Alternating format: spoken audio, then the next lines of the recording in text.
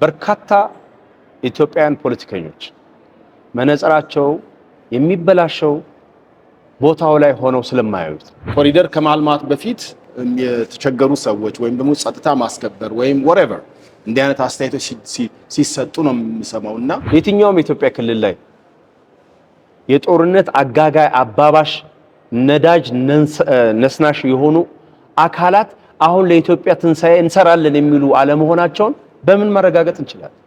4 ኪሎ በ8 ቀን ደርሳለን የሚል ሐሳብ የሚደግፍ ሰው አለ። ከዛ ደግሞ በዚህ በኩል ኢትዮጵያ ውስጥ ለምርጫ የሚበጅ በደላደል የለም ትላለህ። ደግሞ አይጋጭም ሁለቱ። እዛ ላይ እሳቸውንም የመግደል ሙከራ ተካሂዶ ነበረ። ያኔ መድረክ የምትመራው አንተ ነበርክ። አይሾ ስፒድ የሚባል አንድ ጎበዝ ጎረምሳ ከአሜሪካን ሀገር መጥቶ በድሮን ይህን ከተማ ያሳየ ጊዜ ነው ኮሪደር ልማት ተሰርቷል ብሎ ያመነው አብዛኛው ሰው። በላይ በቀለ የሚባል ጋዜጠኛ ነገ መሪ ሆናለሁ ብሎ ሲነሳ በላይ 4 ኪሎ 6 ኪሎ 8 ኪሎ መግባቱ ሳይሆን ቁም ነገሩ ያሰበውን ነገር የሚያሳካበት ሙሉ የሆነ ግራውንድ ያስፈልጋል።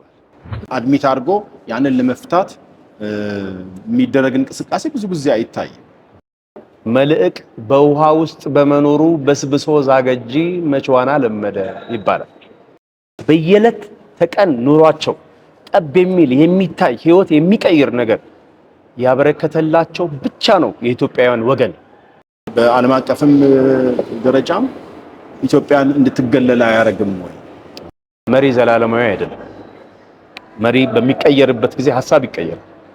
ያንን ወቅት በትዕግስት ጠብቆ ኮሪደር ልማት ለምን ተሰራ ያለ አንድም በውጭም በሀገር ውስጥም ያለ አይመስለኝም። ለሰሰማ ማለት ነው። ዞሮ ዞሮ ቀድመ የወሰንከው ውሳኔ በብልሃት ከሆነ የተደረገው አንደኛውን ያዘገየው እንደሆነ ያስቀረው። በሪሞት ኮንትሮል ሀገር መመልከትና በአይን በብሌን ሀገር መመልከት የተለያዩ ነገሮች ናቸው። ጤና ይስጥልኝ ተመልካቾቻችን፣ እንደምን ውላችሁ አምሽታችኋል? በላይ በቀለ ነኝ። ከታዋቂው ዓለም አቀፍ ጋዜጠኛና የቢዝነስ ሰው ግሩም ጫላ ጋር በወቅታዊ የሀገር ውስጥና የውጭ ጉዳዮች ላይ ልዩ ቃለ ምልልስ አካሂደናል። ድንቅ ትንተናም የሰጠበት ቃለ ምልልስ ነው። እንዳያመልጣችሁ ነገ ምሽት ይዤ እመለሳለሁ። ዋና ዋና ነጥቦችን በማስቀደም የዛሬውን ምሽት ዜናም እንጀምራለን። የአሜሪካ ፕሬዝዳንት ዶናልድ ትራምፕ ስማቸውን ያልጠቀሱ የኢራን መሪ ተኩስ አቁም ጠይቀዋል ማለታቸውን የኢራን ውጭ ጉዳይ ሚኒስቴር ውድቅ አደረገ። ጦርነቱ በተለያየ አቅጣጫ ተባብሶ ሲቀጥል ማምሻውን በእስራኤል ከተሞች ፍንዳታ ተሰምቷል። በኢራን የኦርቶዶክስ ቤተክርስቲያን ላይ ጥቃት መፈጸሙ ሲነገር አሜሪካዊት ጋዜጠኛ ባግዳድ ውስጥ መታገቷ ተሰምቷል።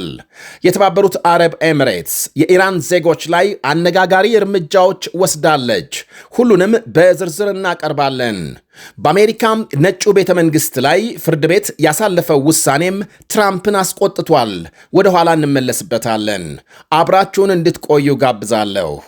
የንግድ ሱቅ ቁልፍ ከ3 ሚሊዮን ብር በላይ በሚሸጥበት በአሁኑ ጊዜ በ3 ሚሊዮን 300 ሺህ ብር ሙሉ ክፍያም የንግድ ሱቅ ባለቤት ይሁኑ።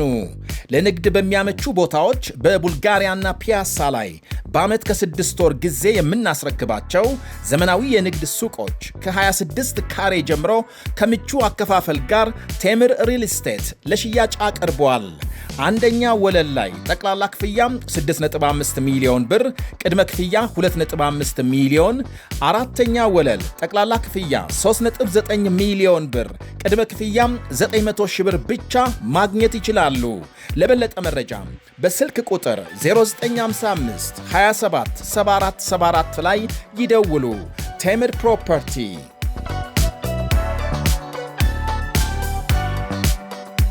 የአሜሪካ ፕሬዝዳንት ዶናልድ ትራምፕ የኢራን አዲሱ መሪ የተኩስ አቁም ጥያቄ ማቅረባቸውን ገለጹ።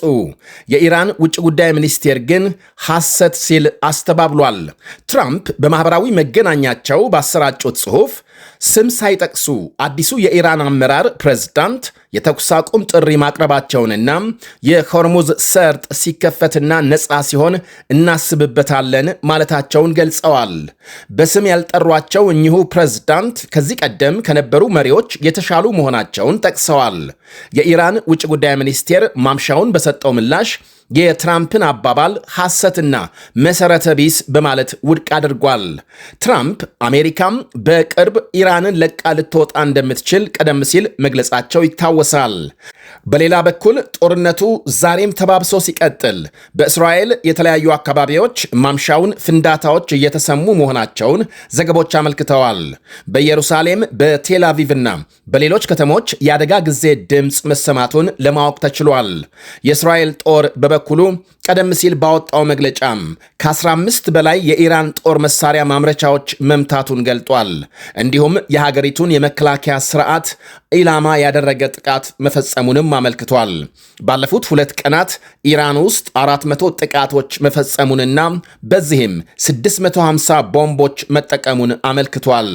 ኩዌት ባለፉት 24 ሰዓታት 18 የኢራን ሚሳኤሎችና ድሮኖች መታመጣሏን ስታስታውቅ ዘግይቶ በወጣ ዜናም በእስራኤል ቴል አቪቭ በኢራን ጥቃት 14 ሰዎች መቁሰላቸው ተነግሯል። ይህ በእንዲህ እንዳለ በኢራን ዋና ከተማ ቴሄራን በአንድ የኦርቶዶክስ ቤተክርስቲያን ሕንፃ ላይ ጥቃት መፈጸሙ ታውቋል። በሩሲያም የኦርቶዶክስ ቤተክርስቲያን ሕንፃ በተፈጸመው በዚህ ጥቃት የእንግዶች ማረፊያና ሌሎች ቁሳቁሶች መጎዳታቸውን በኢራን የሩሲያ ኤምባሲ ገልጧል። የትንሣኤ በዓል እየተቃረበ ባለበት በአሁኑ ወቅት የኦርቶዶክስ እምነት ተከታዮች መሰባሰቢያቸውን ቤተ እምነት ማፍረስ የአሜሪካና የእስራኤል አጉል ወታደራዊ ጀብደኝነት ማሳያ ነው ብሏል ኤምባሲው። ከዚሁ ጋር በተያያዘ በኢራን ከ130 በላይ ታሪካዊ ቅርሶች በጦርነቱ መውደማቸው ይነገራል። በ18 የኢራን ግዛቶች የሚገኙ ታሪካዊ ሐውልቶችና ሕንፃዎች። በሌላ ዜና አሜሪካዊት ጋዜጠኛ በኢራቅ ዋና ከተማ ባግዳድ ታግታ መወሰዷ ተነግሯል። ሼሊ ኪትልሰን የተባለችውና አል ሞኒተር የተባለ የዜና አውታር ዘጋቢ የሆነችው ጋዜጠኛ ትላንት ምሽት ባግዳድ ውስጥ መታገቷን የዜና አውታሩ ገልጧል።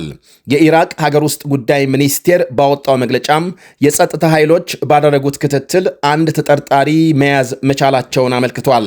የአሜሪካ ውጭ ጉዳይ ሚኒስቴር በበኩሉ የጋዜጠኛዋን መታገት አረጋግጦ እዚያው ኢራቅ ውስጥ የሚንቀሳቀስ በኢራን የሚደገፍ ሚሊሻ ቡድን አባል መያዙን ገልጧል።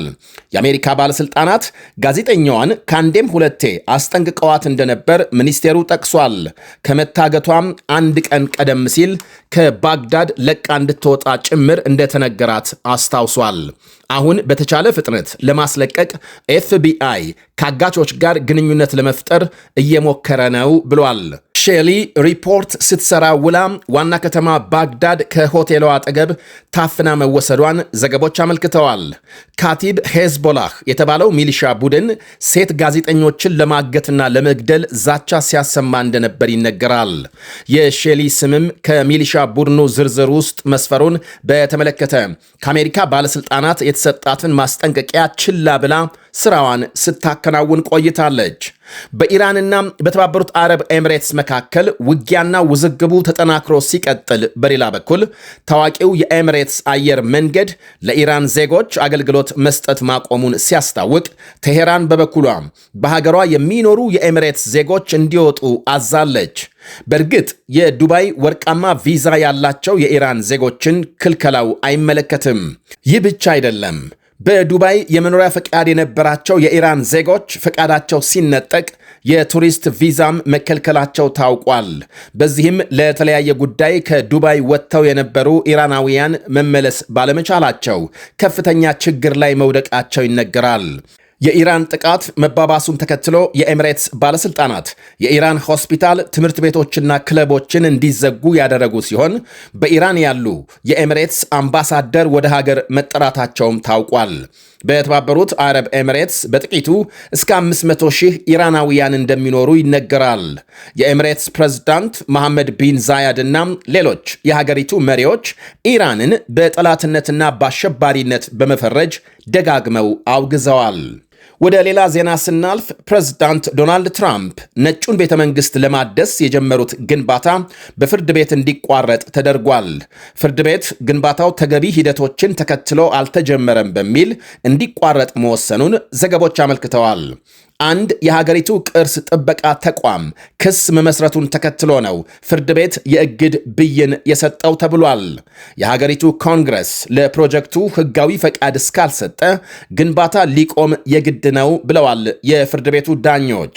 ትራምፕ ቤተ መንግስቱ አሁን ባለው ይዞታ በሚቀጥለው ወር አሜሪካንን የሚጎበኙት ንጉሥ ቻርለስና ሌሎች ታዋቂ ሰዎችን ለማስተናገድ በቂ ያለመሆኑን በመግለጽ የፍርድ ቤቱን ውሳኔ ይግባኝ እንደሚሉ አመልክተዋል። እንደ ፈረንጆቹ አቆጣጠር በ1902 የተገነባው የዋይት ሃውስ የምስራቅ ክንፍ ትራምፕ ላቀዱት አዳራሽ ሲባል ባለፈው ጥቅምት መፍረሱ ተነግሯል። የሚገነባው አዳራሽ መጀመሪያም 500 ሰዎች እንዲይዝ ከታቀደ በኋላ እቅዱ ተሻሽሎ 1350 ሰዎች የመያዝ አቅም እንዲኖረው ተደርጓል። $400 ሚሊዮን ወጪ እንደሚጠይቅ ቴምር ፕሮፐርቲ በ30% ልዩ ቅናሽ የመኖሪያ ቤቶችን በመሃል ቡልጋሪያ ከአፍሪካ ንብረት አጠገብ ቢያከራዩት በዶላር የሚያከራዩቸው ቢኖሩበት ለመኖር ምቹ የሆኑ ቤቶችን ይዘንሎት ቀርበናል። ባለ 1 መኝታ 69 ካሬ በ5,554,000 ብር፣ ባለ 2 መኝታ 82 ካሬ በ6,600,000 ብር፣ ባለ 3 መኝታ 126 ካሬ በ10,143,000 ብር ብቻ ይዘንሎት ቀርበናል። ያስተውሉ፣ ይህ ዋጋ 100% ለሚከፍሉ ደንበኞቻችን ብቻ ነው። በተጨማሪም በግንባታ መሰረት በ36 ወር ለምትከፍሉ ከ1,587,000 ብር ቅድመ ክፍያ ጀምሮ በመክፈል የቤት ባለቤት መሆን ይችላሉ። ቀሪው እስካዱ ያለምንም ጭማሪ በኢትዮጵያ ብር መክፈል ይችላሉ። ለበለጠ መረጃ በ0955 27 74 74 ይደውሉ። ቴምር ፕሮፐርቲስ